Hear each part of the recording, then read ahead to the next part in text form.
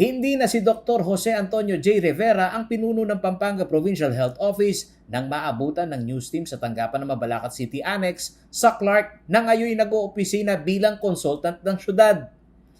Ayon kay Dr. Rivera, sa medical niyang kondisyon ngayon, nabuhat sa operasyon ang health risk na sumalang sa trabaho ng isang PHO ang kanyang dahilan sa pagkalas sa gitna ng COVID-19 surge.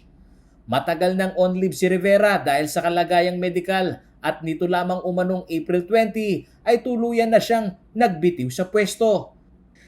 Si Rivera ang dating pumalit sa dating Provincial Health Officer na si Dr. Mar na nasawi naman noong Marso ng nakaraang taon dahil sa COVID-19. I had a diagnosis of ascending cholangitis.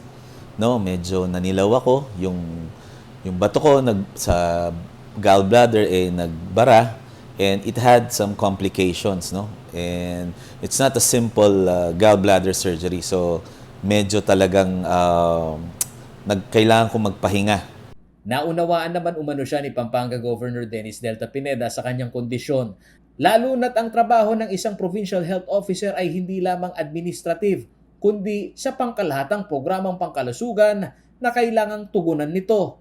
We all know that the governor is always hitting the ground running, no? So if you put all of that at this time, medyo I will be shortchanging the province of Pampanga kung I will still remain as PHO, no? Kasalukuyang OIC ngayon ng PHO ng Pampanga si Dr. Zenon Ponce. Sinabi ni Rivera na maayos naman ang kanilang turnover ng opisyal.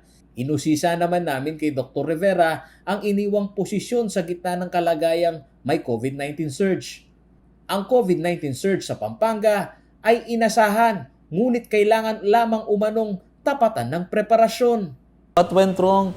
Maybe the natural timeline, or as we call in our medical parlance, it's the natural history of the virus, no? Ano bang sabi sa iba? Sabi nga nung ibang mga specialists, it's going to be like a seasonal thing, no?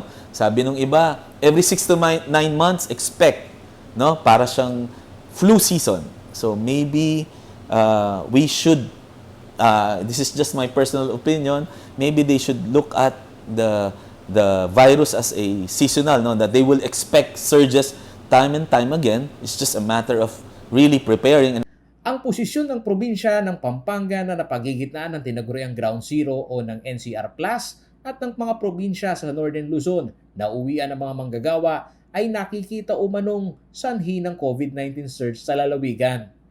Samantala, sinabi ni Rivera na sa pagkalas niya bilang OIC ng Provincial Health Office ay hindi naman umanon mangangahulugan na hindi na siya kaisa ng mga frontliner ng lalawigan na naging katuwang nito ng halos 1 taon sa paglaban sa COVID-19.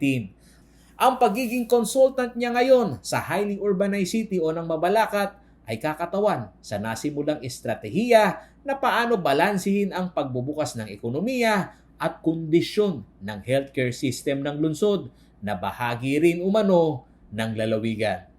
Paulo G. Santos, CLTV News.